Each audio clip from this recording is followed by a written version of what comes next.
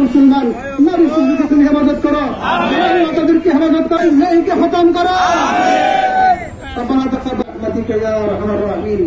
সবাইকে ধন্যবাদ। শান্তিতে রুখে দাঁড়াবার জেহাদ করার তৌফিক আমাদের আল্লাহ। মুসলমান নারী শিশুকে হেফাজত করো, তাদেরকে হেফাজত করো, ইসরায়েলকে খতম করো, ইসরায়েলকে খতম করো, ইসরায়েলকে খতম করো। অন্তর্বর্তী সরকারের কাছে আমি জানাচ্ছি দ্রুত ইসরায়েলের বিরুদ্ধে নিন্দা জানাতে হবে। হত্যাযজ্ঞের বিরুদ্ধে, গণহত্যার বিরুদ্ধে প্রতিবাদ জানাতে হবে।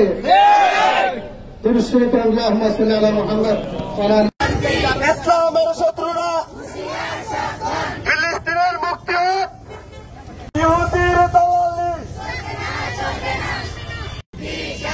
আরে যুদ্ধ হলো শান্তি, হুঁশিয়ার শত্রুরা ইউক্রেনের আজকে না চলবে না